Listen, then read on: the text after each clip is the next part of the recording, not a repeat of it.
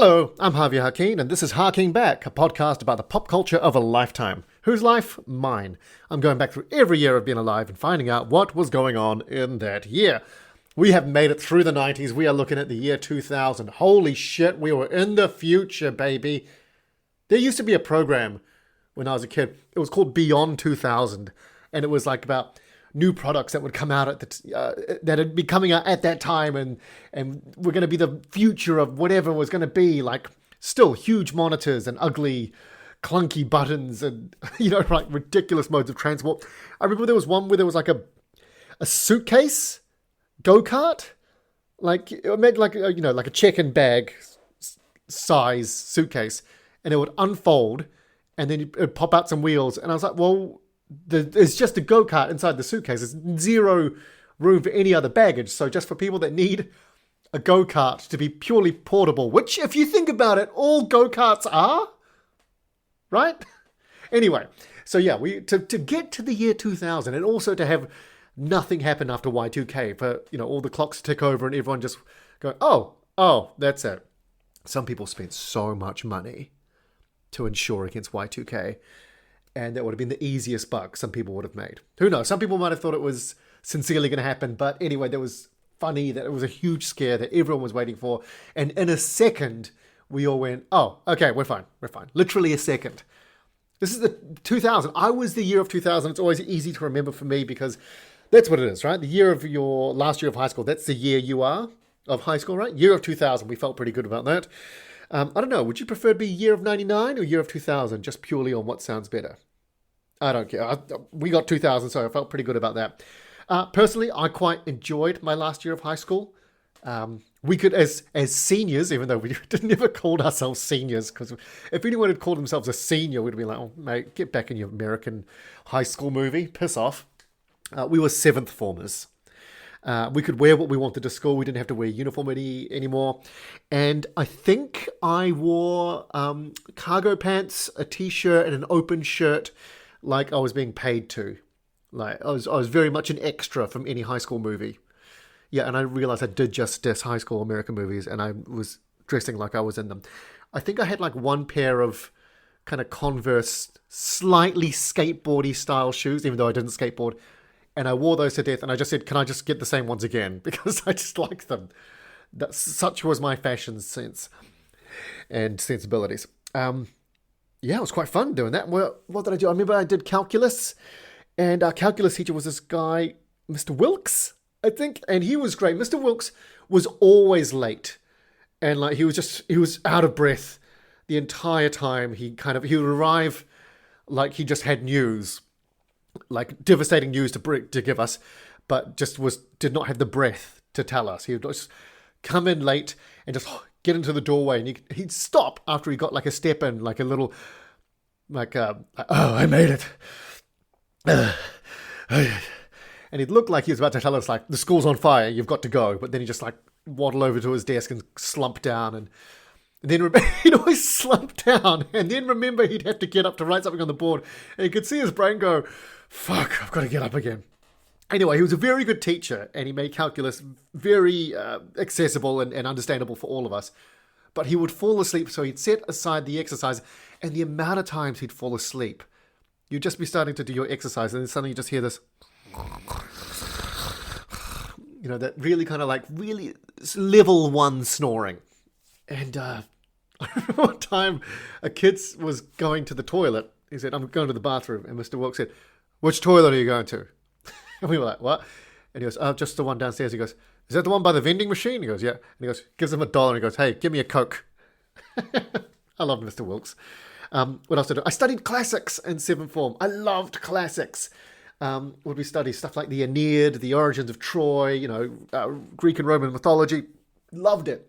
It was super helpful that we also had a teacher that loved it as well. Mrs. Fernandez. She was the mum of one of the students in my year. So it was always that weird thing for him where his mum is at school because she's a teacher and I think he was in one of our classes. Would that still fly today? Anyway, his mum was always pretty hot. I'm not going to lie, she was pretty hot. She was Greek, and she loved classics. And, when you got a teacher that's passionate and hot, it makes you suddenly pay a lot more attention. Sorry, Andre.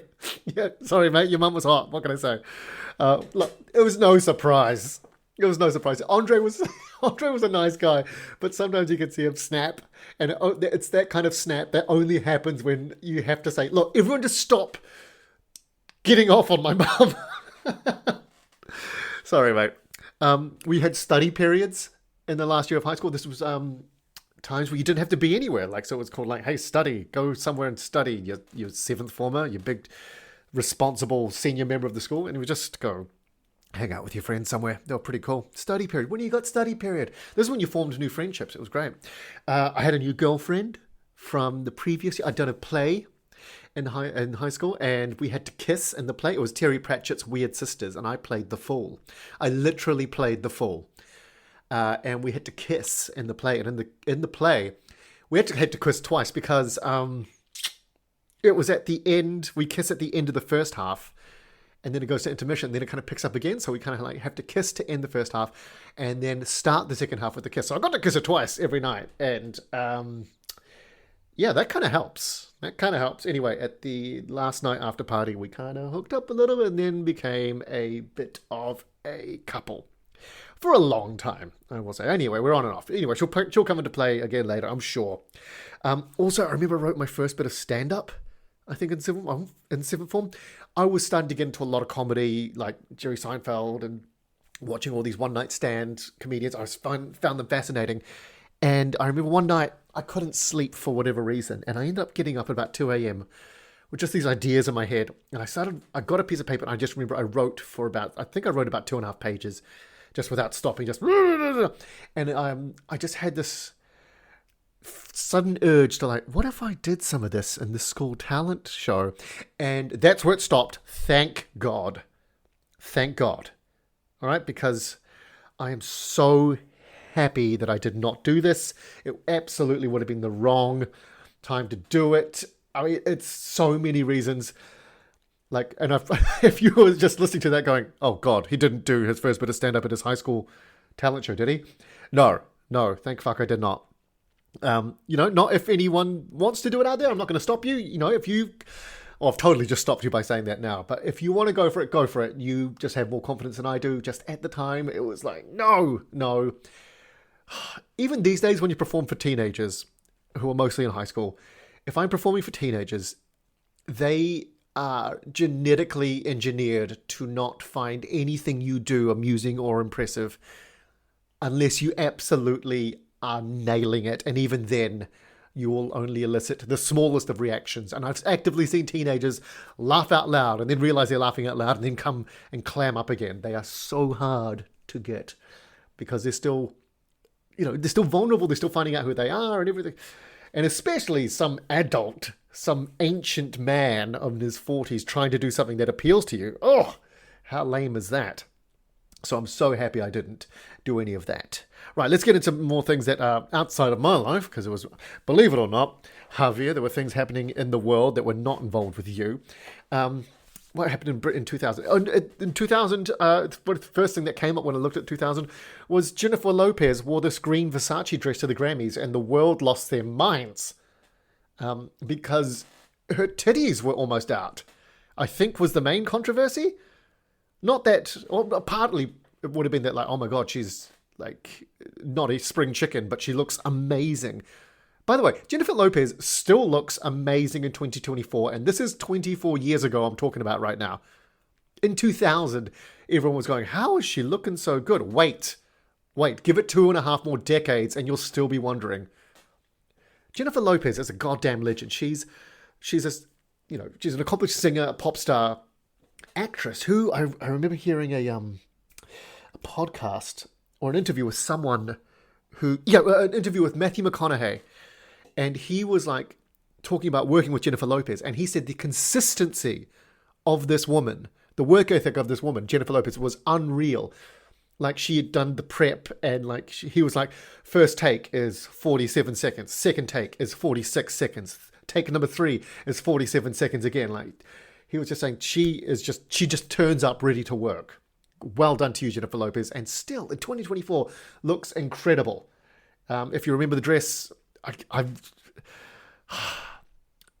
men, I don't know, unless you work in fashion, I don't know how you describe a dress. Like, I just thought about trying to describe the dress, but it's green and it shows a lot of chest. That's all I can tell you. I could not, for the life of me, explain any more about this dress. Slightly flowy. Does that help? Anyway, this is going on in 2000. Also in celebrity news in 2000, Brad Pitt and Jennifer Aniston get married, and they were happily ever after married for 5 years until that all fell to shit. But they were the celebrity power couple at the time. What did they call them? Did they call them... I remember when he got with Angelina Jolie, they were called Brangelina, but did they have a compound name? Brad and Jen? Jen, Brad, Jennifer? I don't know. If you remember it, maybe they didn't have one and that's why they broke up. Maybe. Also in 2000, Blockbuster has a potential deal with Netflix, where Netflix offers to sell themselves to Blockbuster for $50 million. And Blockbuster turned them down, and retrospect, hindsight is everything. Imagine what it would have been like if Blockbuster was your main streaming service now. Like, who the hell were Netflix? It's like that same thing when, like, Google offered to sell themselves to Yahoo, and Yahoo were like, no, we're good. Hubris. Pure fucking hubris. TV shows that come out in 2000. Things like The Gilmore Girls, which I have watched a couple of episodes through osmosis with my wife, Annie. She loves it. What I remember about The Gilmore Girls is there is so much dialogue. It's snappy. Like, they do like almost twice as much dialogue in one scene as other dramas, but they're speaking so quickly, and they're actually quite got a good cadence to everything. It takes about as much time, and it just gives us this air of that the characters are smarter because they say a lot of words very quickly. And they're very good at articulating themselves. Anyway, it does work. It does work. I found myself, kind of being on my phone and like, oh, this is on in the background. I suddenly find myself snapping over and going, what did she just say? Was one of them called Lorelai? And that was a weird name at the time. Anyway, Curb Your Enthusiasm comes out, which I loved, but I couldn't. I think I got like the first 5 episodes and then I couldn't find where to watch it. I mean, this was before streaming or box sets that you could just buy, and I just fell out of touch with it. And they kept on making seasons. I don't know. Maybe I should go back and rewatch it. CSI comes out in 2000. The very first one before they had all the spin-offs. And all the spin-offs, not just of CSI, but of crime scene, modern detective, lab, forensics that come out now. My wife can destroy these. Annie will just sit down and just mow through a season of these. And they're all so homogeneous. Like, they feel exactly the same. And you know what? In these programs, I appreciate that there's got to be a new mystery every week and they've got to solve it in some way. But the downfall of that is every hunch always works out. Every single time a character on these shows has a hunch, he's like, wait, he mentioned the cafeteria downtown. Sorry, downtown cafeteria. He mentioned the guy that works at the docks, and they just grab their jackets. There's no like, what are you talking about? They just grab your shit, let's go. And they run on down there, and there's a guy unpacking or unloading stuff, going like, oh yeah, Jimmy No-Nose. Yeah, I remember him. Yeah, he said he was going to do a big score, but I don't know. What do I know about that? Every hunch pays off, and when they get there, someone doesn't know anything at the first, and then they're like, oh yeah, that's right, he owes me $20, blah, blah, blah. Anyway, just next time you watch one of these, just once I'd like to see a dead end. Like a guy go, the ice cream factory on the other side of town. Let's go. And they grab the jacket and they run down there. And they're like, no, I don't know anything about that. No. Do you guys want some stracciatella? And that's their consolation prize. And dong dong, it ends. Survivor launches in 2000. I remember the very first Survivor series. It was huge. They did really good marketing for it. Everyone knew it was... And I think it struck at a really good time because at the time everyone was starting to get a mobile phone. Like, it was around that time where like more people seemed like they had mobile phones now than not. Yeah? And like we were becoming much more reliant on like the internet and computers and everything was getting digital. So I think it really came out at a good time of like this conceit of, well, let's just strip everything away and see how we do when we just plonk people on a beach / jungle. The thing with these survival ones, I never really knew. You never really know how real is it. I don't know. Maybe I think I have the air that the first one was really quite real. I don't know. I never got into it. I've never watched one series of Survivor. Out of all the reality TV that I have been sucked into, Survivor has not been one of them. I just kind of feel sorry for them. Sometimes, like, they're just sitting there, like, covered in dirt, and they're hungry and everything, and they're just going to the camera like, I miss my kids. And I'm like, statistically, you're not going to make it through this. And they're still making it. Like, I know I've got some Australian friends that still watch it, and there's up to like season 26 or something.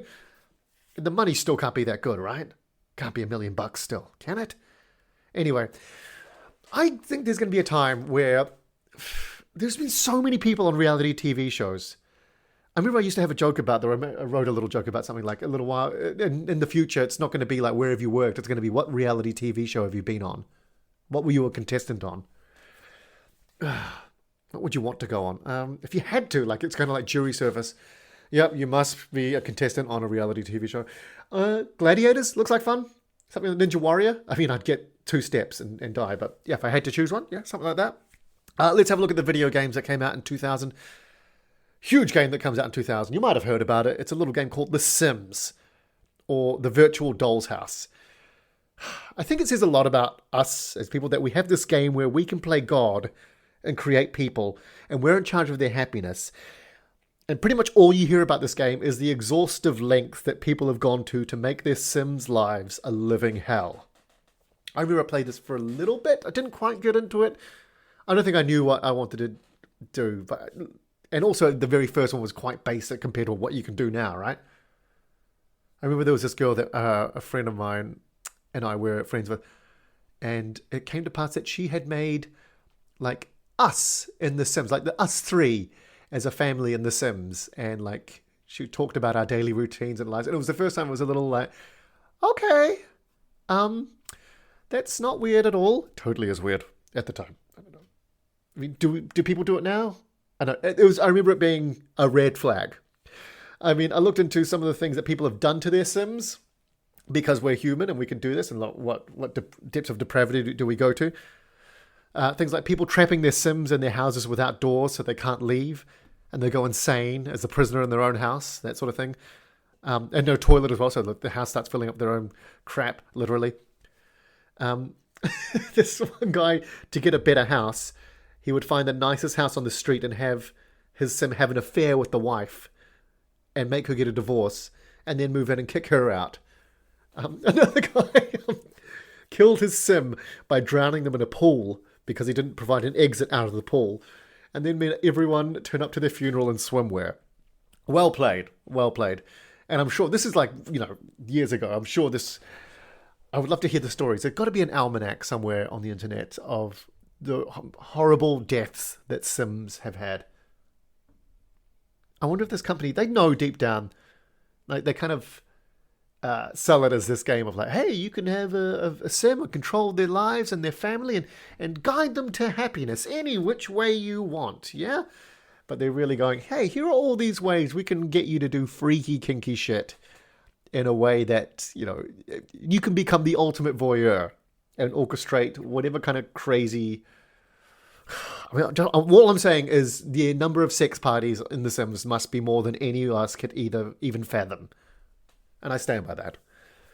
Counter-Strike comes out in 2000, which is an offshoot of Half-Life.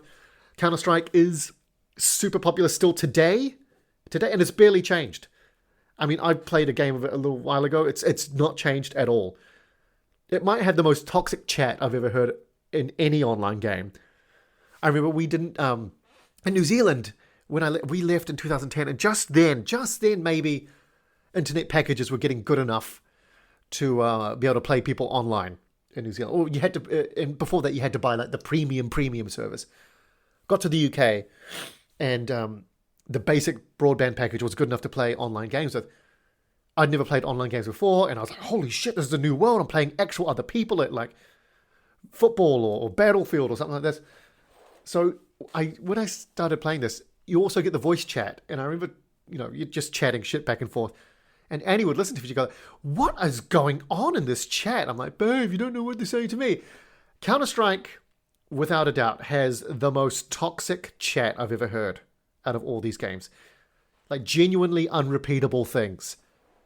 The stuff I've heard on playing Counter-Strike, if this was put on Twitter, Elon would sell the company and go to live in a monastery. But the game is addictive. They have managed to do that.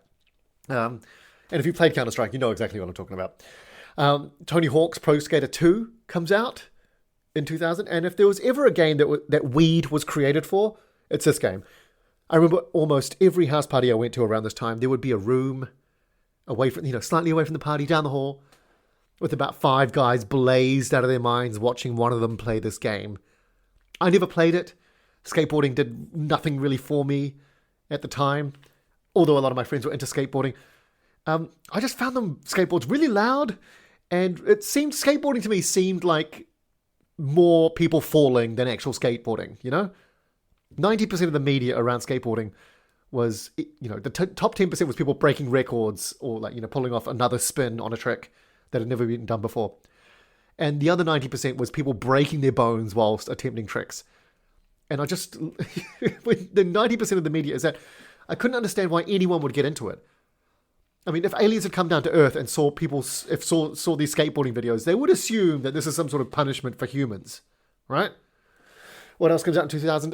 Hitman, the first one, the very first one. I remember a friend introduced me to it. He was like, oh yeah, and you're a contract killer, blah, blah, blah. I played it. There was 7 levels. And it's one of those stealth games that was new. I never into stealth, but it was new and in 3D and you could do this. And there's lots of ways to do it. And there's lots of other people walking around. This is still the time when games, if they had members of the public around, you would be like, oh my God, they just included all these people in a place that's supposed to be crowded. Look at this street. There are just people walking down the street, and it kind of blew your mind still. I spent most of Hitman slowly trying to creep up behind people to garrote them. But when you're creeping, you walk at 0.1% slower than just someone walking. So I spent, collectively about 3 hours slowly walking up to people, hoping they would stop so I could choke them out. The other big thing that happened in 2000 is the PlayStation 2 was released. And this console, PlayStation 1, surprised everyone, blew everyone away.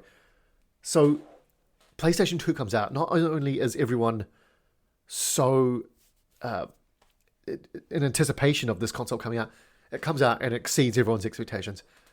The allure of this console genuinely had people of my generation wondering if it was possible to be aroused by a gaming console. I mean, it was sleek, it was black. The controller had 2 thumbsticks. 2 thumbsticks! Get out of here, N64. This has got 2 thumbsticks! Because we've got 2 thumbs. We hadn't encountered a gamepad like this before. We were like, what the shit is this? And it had inbuilt vibration for recoil feedback, which only added to our arousal.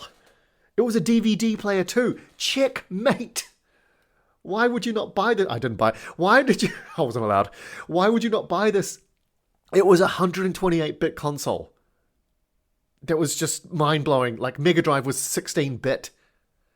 I remember me and my dad were walking through a mall once when it dropped, and we walked past an electronics store window, and they had the PS2 on display mode with a game. It was an American football game. And we stopped and looked at the graphics, and we were in awe. I've never seen my dad kind of stop and look at a video game and go, holy shit. But he was watching it going, it was like we were just both just sitting there going, we're living in the future. It felt like we'd just been there was this giant bright white light that had just mesmerized us. But it was low polygon models of players playing American football. And we were just like, what the fuck? I can't even tell if this is real or not. You totally could now. But at the time, we were like, computers are taking over. Skynet's going to kill us all. And I must get my hands on this console. And I wouldn't. And for another 3 years. But that's a story for another podcast. Excuse me. Songs. Let's have a look at the songs coming out in 2000. Let's paint a picture of the year 2000. And, no pressure artists, but you're ushering in a new millennium of music. And around this time, around the 2000s, and as you go forward from here, it really feels like genres of music that used to be on the periphery are now suddenly getting lots of corporate backing, and from all fringes of music, they're being slowly pushed into the mainstream. Like probably every genre of music here probably had one representative that most people would recognize. So, what kind of songs are ushering in this new age for mankind? Oh, just really important songs like The Thong Song by Cisco. Remember that? She had dumps like a truck. What? Thighs like what? Yep. Destiny's Child cleans up at the Grammys this year, and they're dropping things like Jumpin' and Say My Name. Is that what it is? Kryptonite by Three Doors Down is out there. Higher by Creed. My wife loves Creed. I remember I was listening to Creed when years later I had a flat, and Creed was playing on my speakers, and my flatmate, longtime friend Gareth, comes in, and he just turns it off, and he looks at me and says, "Harv, friends don't let friends listen to Creed." Bye Bye Bye by NSYNC is huge this year. Little did they know that this song would have a huge comeback 24 years later with Deadpool 3. Blue by Eiffel 65. Yeah, if I'm not allowed to forget this song, you aren't either. Remember that? We all sang along to it. If you don't know what it is, I'm not going to say anything about it. Just go listen to it and just appreciate that this was a huge, huge hit worldwide. Blue by Eiffel 65. The Real Slim Shady by Eminem. All the Small Things by Blink-182, and that's a special song for me because with my new girlfriend, this was our song. I know, shut up, get your head. Ha ha, yes, All the Small Things. But it was just when you are young and you find like one line from one song, and you're like, oh my god, that's talking about us, and suddenly the whole song is your song, and you suddenly keep justifying the rest of the lyrics. To be like, oh no, that kind of is still like about us because of this, and you're just clutching at straws. All right, let's have a look at the top 5 songs of 2000. At number 5, Everything You Want by Vertical Horizon. God damn, Vertical Horizon. This band was made for angsty teenagers who wanted to feel like adults. They had another song a few years later, Vertical Horizon, called Best I Ever Had.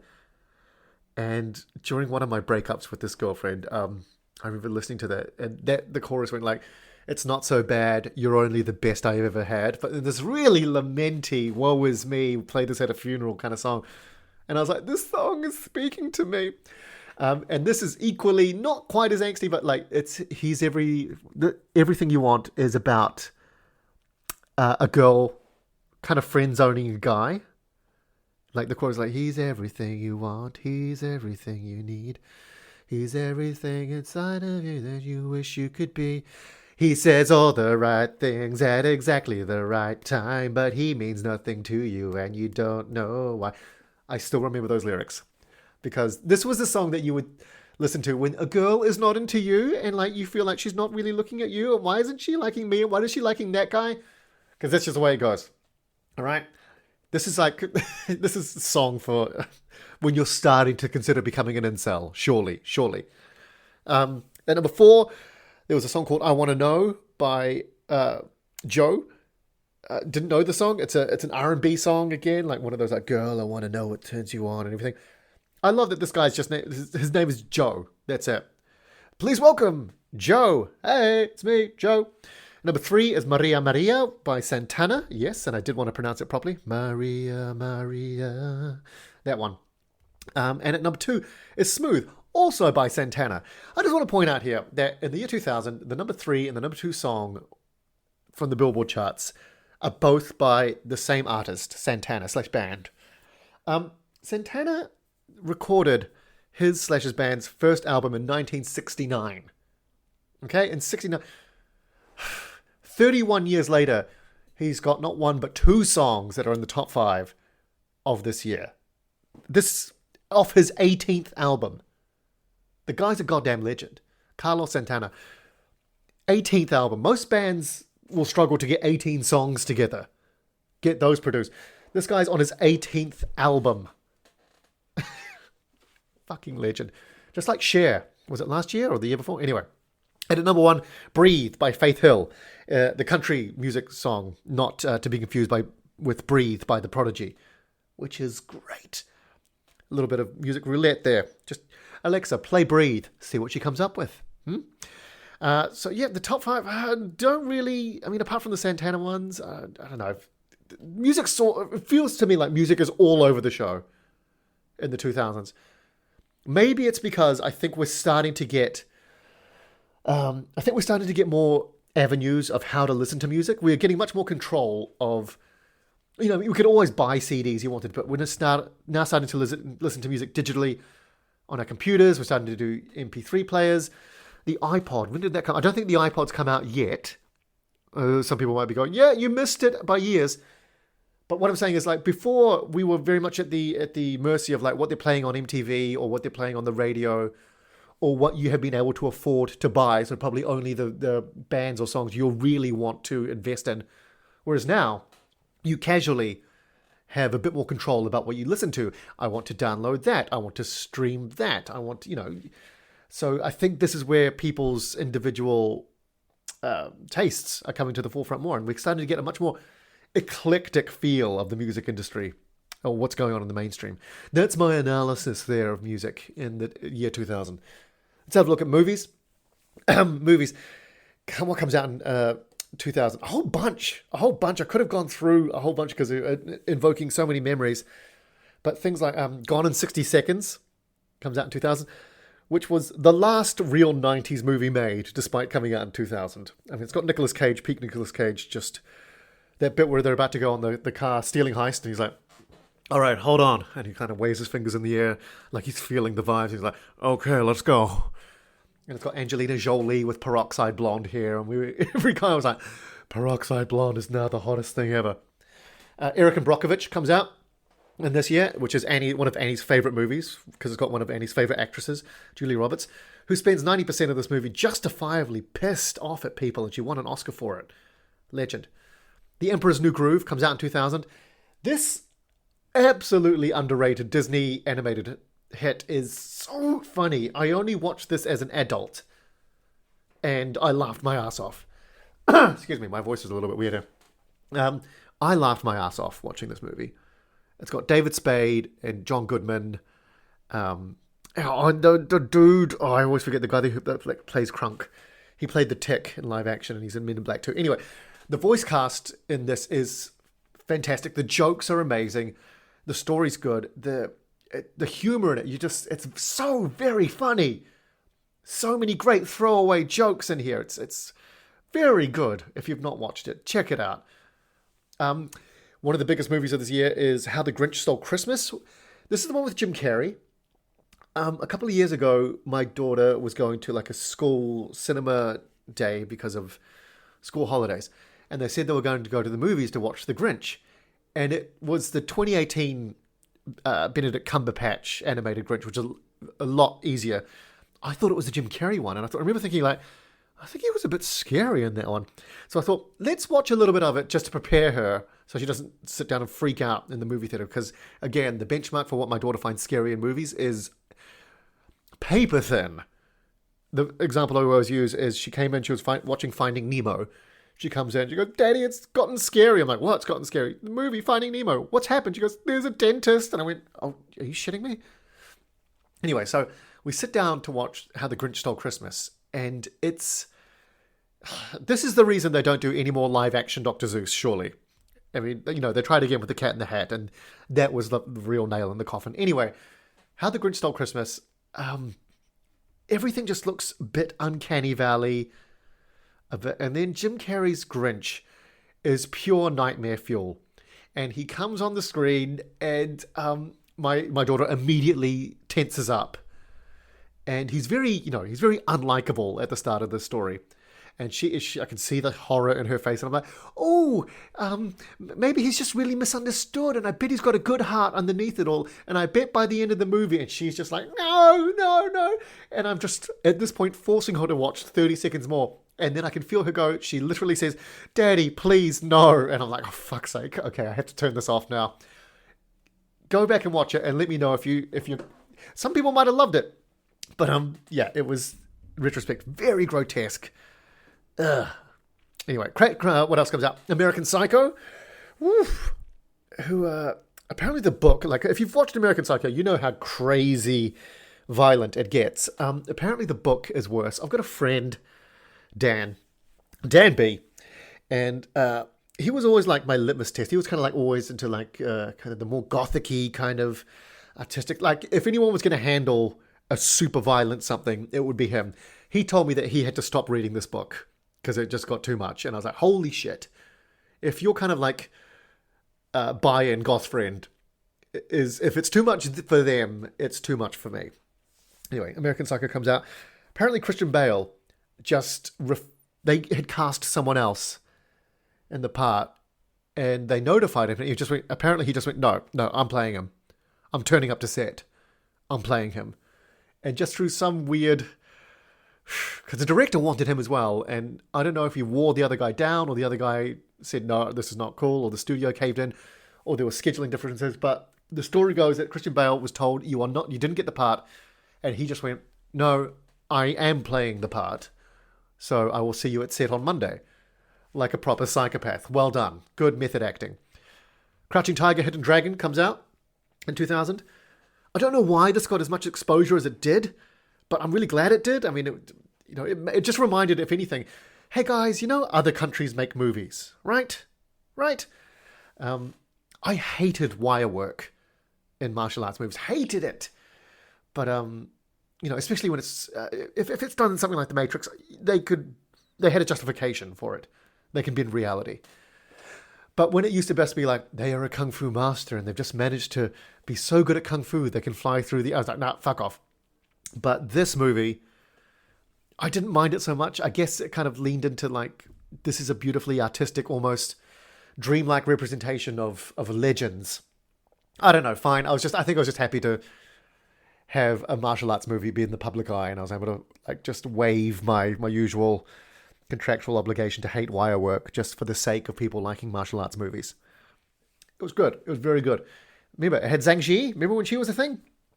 Let's look at the top 5 movies of 2000. Well, this is worldwide, by the way, according to Box Office Mojo. At number 5, Dinosaur, which was a CGI flop by Disney. I mean, the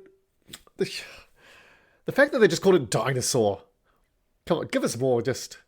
I know audiences can be seen as a stupid mob sometimes, but even this is patronizing for that. Just calling it, we're just calling it Dinosaur. Yeah, people will come and see it because people like Dinosaur, don't they? It would be like calling a James Bond movie Spy. The animation in this was pretty poor even back then, I think.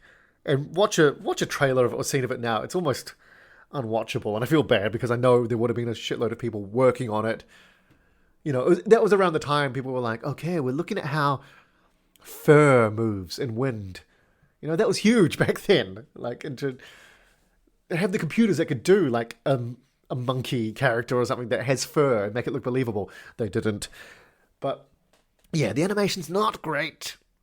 I also found out something terrible. That a crew member was killed in the making of this. They were killed when a camera boom hit a power line. First, I thought it was all animated, but they apparently filmed some live-action elements. And second of all, like, being killed making a shitty movie, that's... Ugh.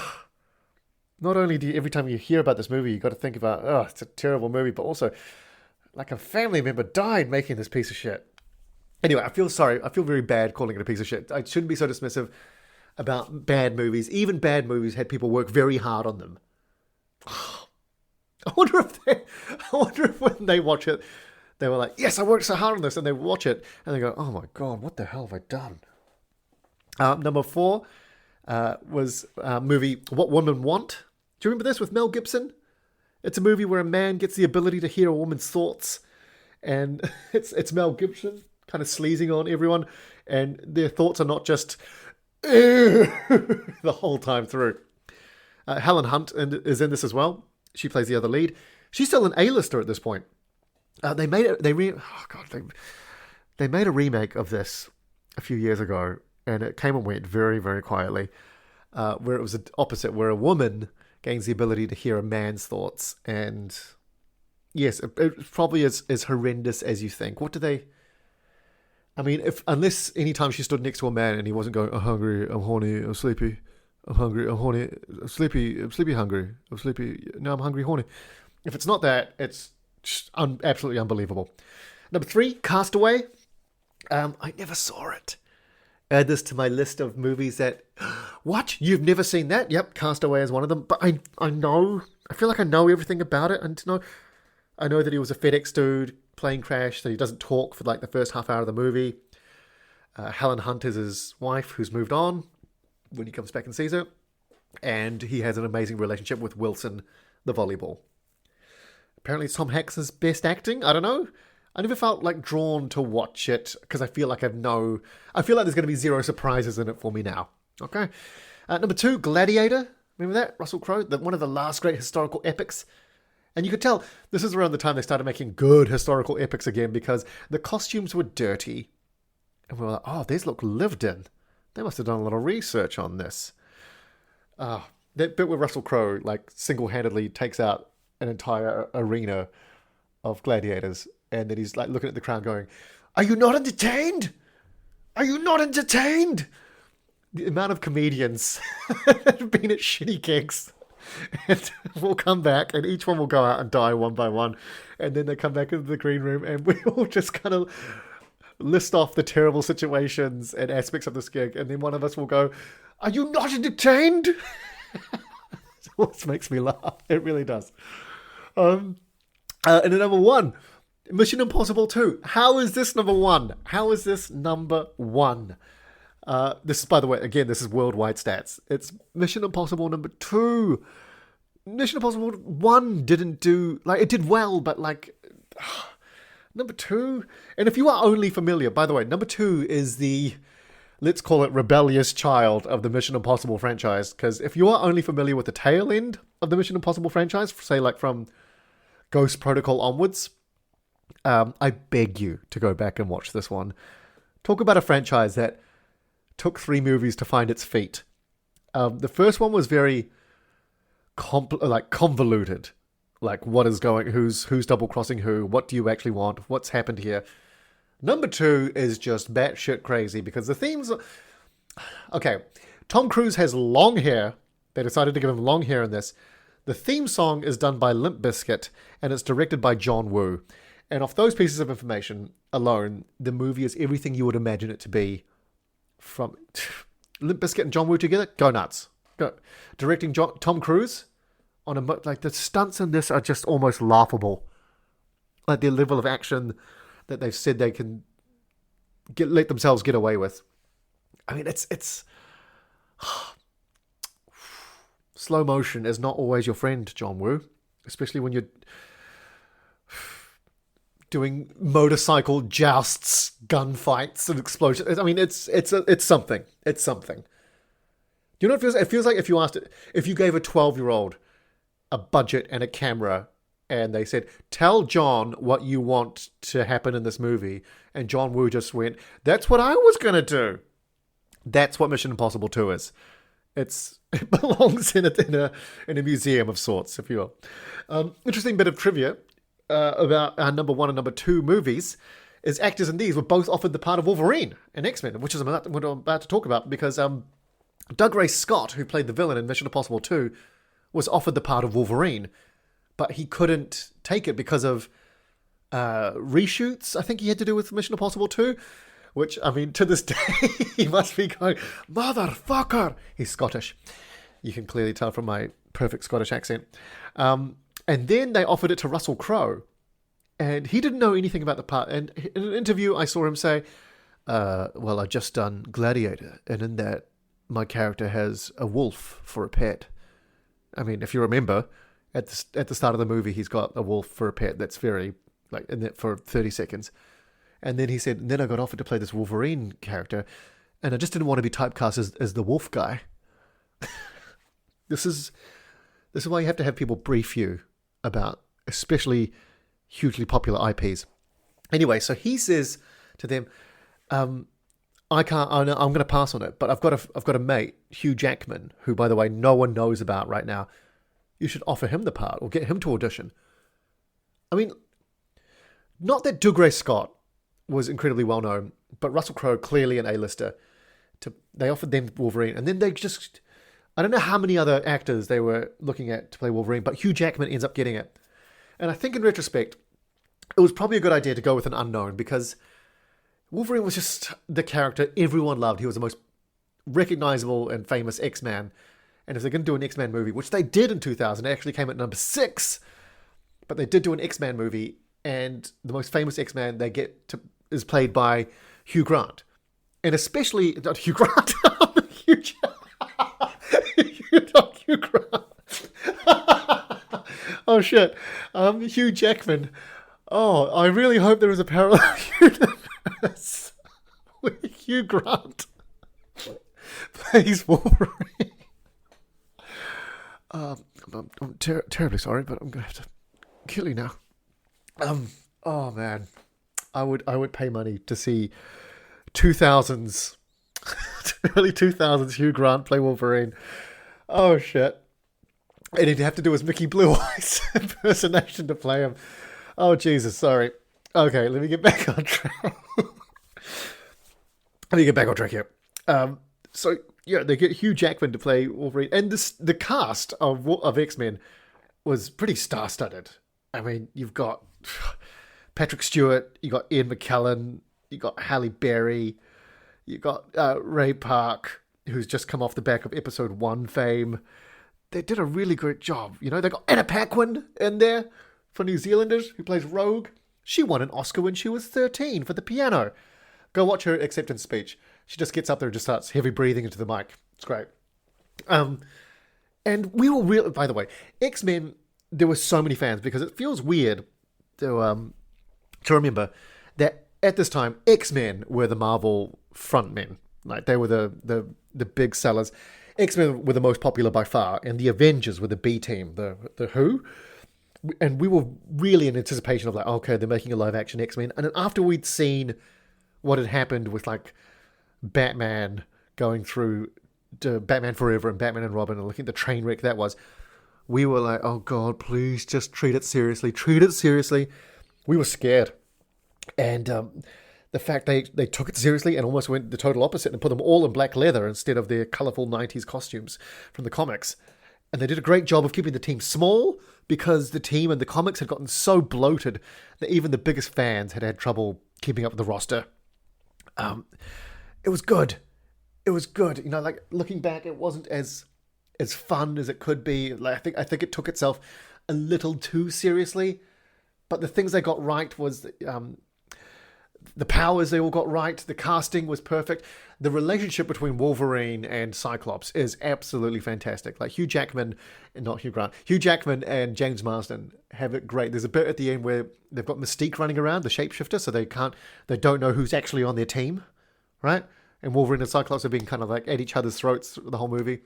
And Cyclops sees Wolverine and he goes, "Hey, it's me, okay?" And he goes, "How can I be he goes, what do you say? Prove it. Or how can I be sure?" And Wolverine just looks at him and goes, "You're a dick." And he goes, "Okay, yep, that checks out." It was very good. And the sequel was very good too, X2. And then things fell apart. But at this time, I keep saying this, but X-Men walked so that the MCU could run. This movie made a shitload of money.